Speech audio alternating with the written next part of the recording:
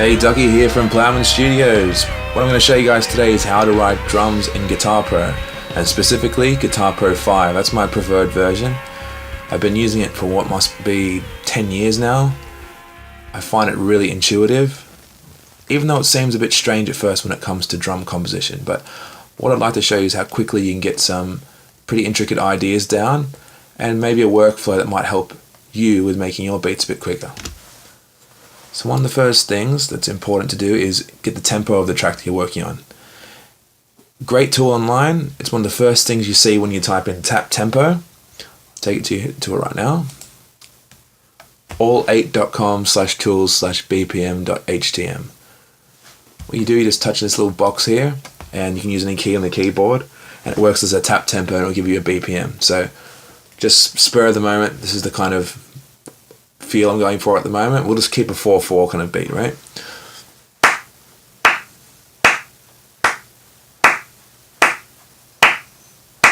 So that's a bit da da da da da da da da. 71 beats per minute on average. A lot of times, kind of easy to keep in track with a click track that's double the tempo, so 142 BPM probably be easy to hear and stay in time if you were to record something against later on. So go back to Guitar Pro 5 here. We'll set the tempo at 142 as per the tap tempo metronome thing we came up with. The moment by default you only get a guitar track in there, Guitar Pro, so we'll delete that mother. We'll add our percussion track first. And to make it less confusing, we'll get rid of that guitar track now. So you'll see there's percussion options come up here in Guitar Pro, and it's telling you the key for all the drum sounds. The later versions of Guitar Pro, like Guitar Pro 6, you properly write the drums in with drum notation, as in that's the only way you can do it. Guitar Pro 5 and the earlier versions had a really weird way of doing drums. You type the numbers in here. Basically, like you can see 36 bass drum 1. It's 36 semitones after C-2 on the keyboard. Most of you, if you've used the DAW for some drum programming, you will see that the kick's usually C1, so it's 3 octaves after C-2. So that can be your key. You will get the hang of these numbers very quickly if you start doing this. The very standard piece of the kit, like your hats, your open and close hats, your toms, your different crash cymbals and your chinas and rides and that kind of thing, you'll just remember them off the top of your head. So we can just close that down. If you ever need to refer back to that percussion again, I believe it's in view, yeah, percussion, you can see it there, and it brings it right up again. Here's the important part in the workflow. What I like to try and do is emulate one of those like old drum machines where you get the grid, you get like a 16th note grid. So I'll set this in 16th notes, and what I do is I start making just a big bunch of rests like this. Fill a whole bar up. And just for today we'll make a 4-bar groove. If you highlight the whole bar by double clicking and you press Ctrl C, you can copy that.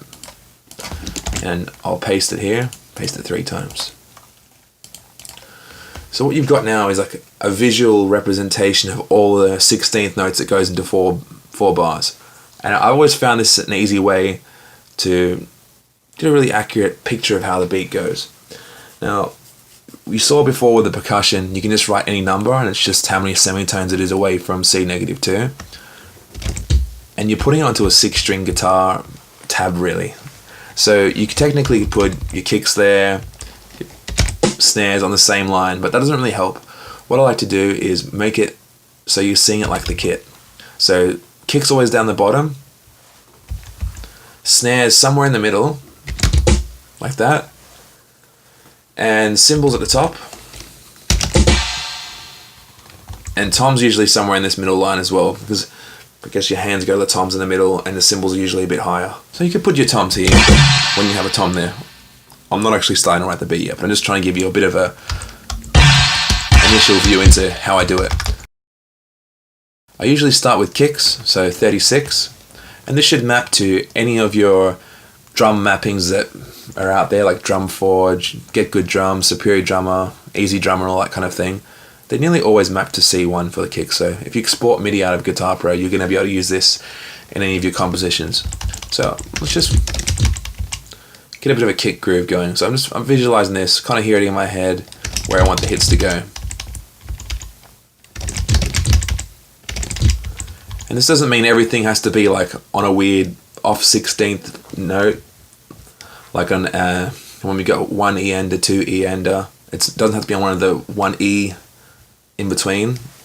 You can do it on 8th notes or on quarter notes. Every second one would be an 8th note, right? Instead of every single one. So every second one would be an 8th note. That'd be another 8th note there. Or every 4 notes is a crotchet or a quarter note. 1, 2, 3, 4. 1, 2, 3, 4. This is another one on the beginning of that beat as well. 1, 2, 3, 4, and there. So there are kicks on the first 3 beats, and then the 4th one doesn't have one on that beat. So I'll just go in and fill these notes through.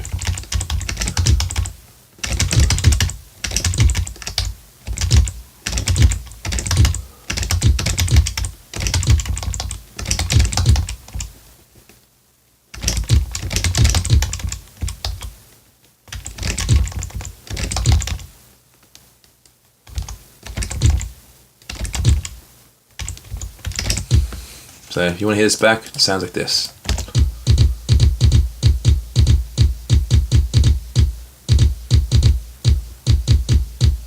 Right, don't really hear much without a pulse there. You can put on the metronome and hear what it sounds like with that.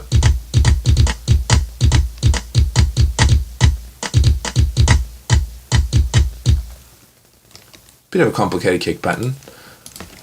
We'll fill it in with some cymbals. Once you get the hang of that percussion window, you'll know what all these mean, but 49's a crash. 42's closed hats.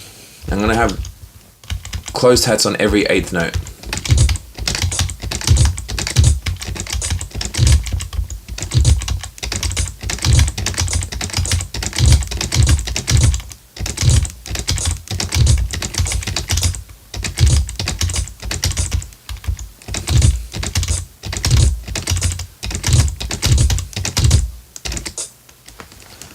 Instead of having the bars start with the closed hats there, let's throw some different cymbals in there.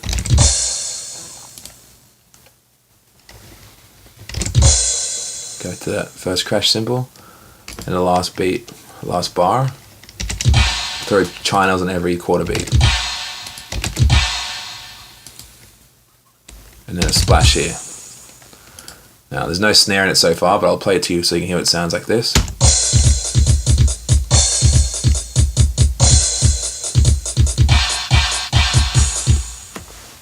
It's starting to shape up. It makes a lot more sense when you've got the pulse there. Obviously, no one plays drums on the hats like that so hard and robotic, so you can throw some dynamics in here. There's at least the 8 levels of dynamics there you can put in, and you can also use ghost notes, which kind of adds another dimension to the sound if you press O on a note. So often you'll hear people go when they're playing the hats, so the second hit's usually a bit quieter, so you can go in and make all those hats a couple of dynamic levels lower every second one.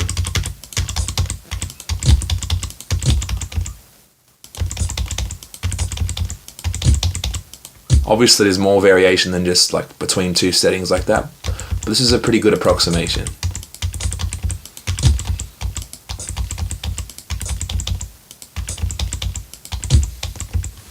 I'm gonna make that one an open hat before it goes to the next bar. Let's add some snare in. So to get kind of a bit of a busy groove going, I'm going to find any spot where there's a missing 30-second note. I'm going to put a ghost snare on each of those ones.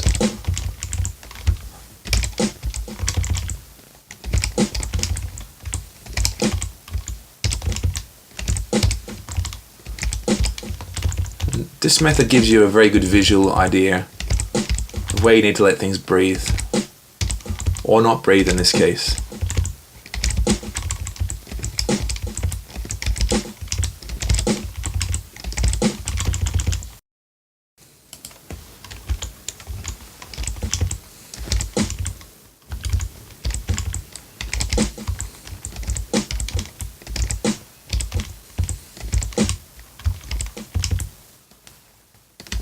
And the last two hits here, I'm not going to do ghosts, so I'm going to make them loud.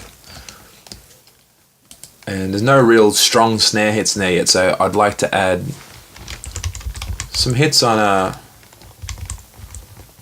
the third beat. So there's going to be that halftime kind of feel to it. Although the ghosts are probably going to make it sound quite busy.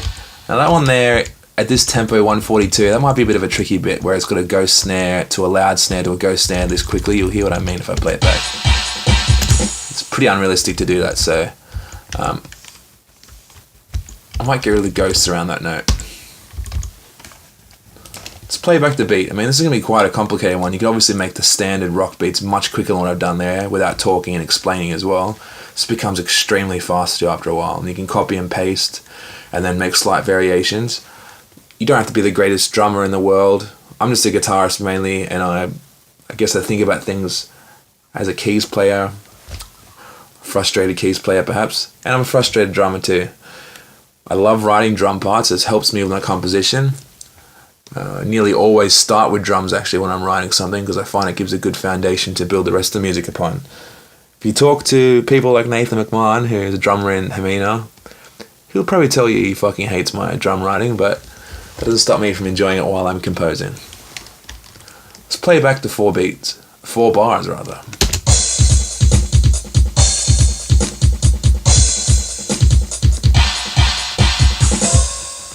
It's sounding pretty cool. Probably is the kind of beat that would sound a bit better slower actually, so let's play with the tempo a bit. Instead of my initial whim of just tapping out something, we've got a good beat here to work with. Let's try like 127.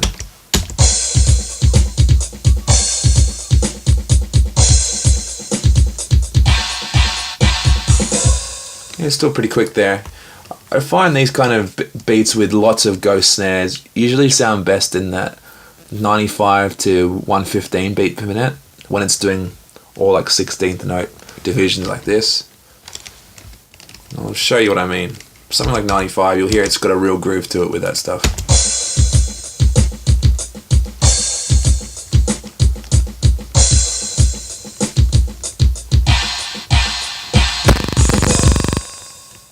It sounds probably a lot better at that speed, to be honest. 115 is like the higher end of where I find this kind of beat works really well.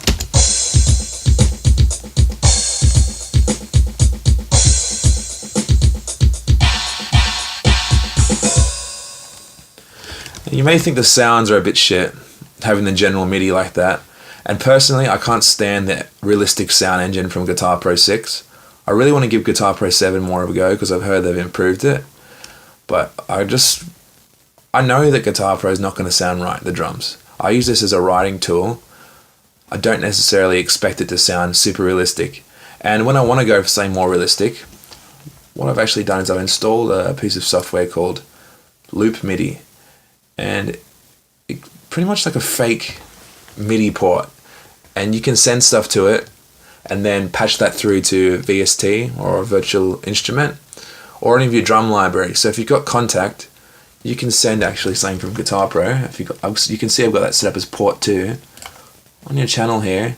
You can go to port and you can send it to Loop MIDI and choose whatever channel you want it to go to, and that will be the channel it's actually going to send if you set, like say, Contact to have Loop MIDI as its input.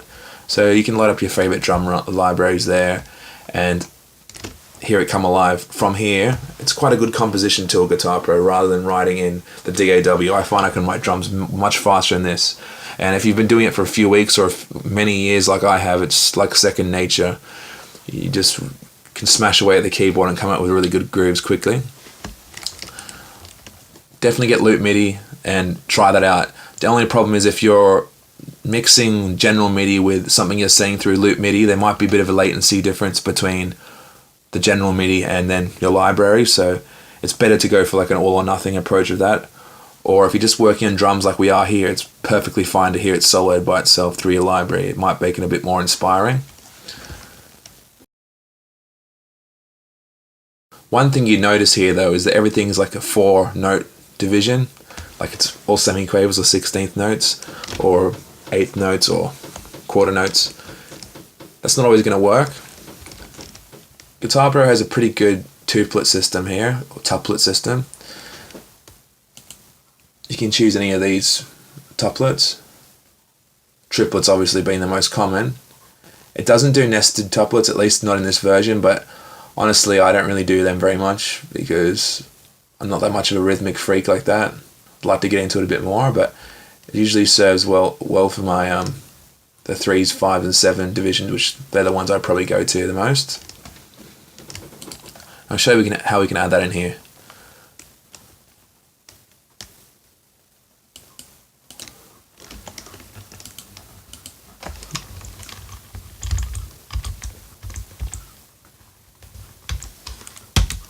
Insert puts an extra note into the bar. So you can see down the bottom left here my bar's exceeded. But if I turn 3 of those notes into triplets now, by pressing the tuplet button up there,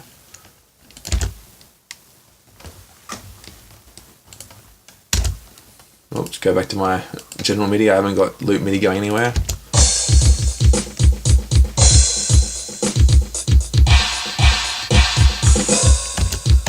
So I just added the triplet in there. It's a pretty cool sound. I think I might actually put that into the second beat of each of the bars, that triplet figure where you've got kick on the first and third triplet. So let's just do that. See how that sounds.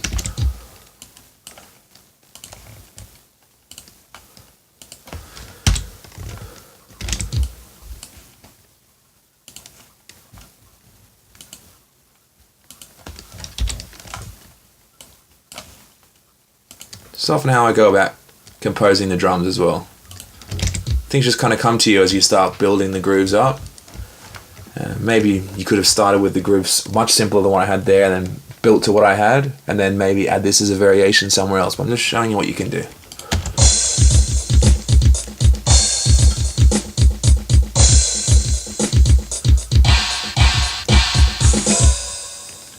It's a pretty tasty groove in my opinion. You just export it to MIDI like that and import it into your DAW, however the best way is, so that you inherit the tempo map and everything. Because I know some DAWs like Logic is a bit weird when you import MIDI in. Sometimes it just imports it at whatever the session's currently set to in terms of BPM, and you don't get the tempo map coming across.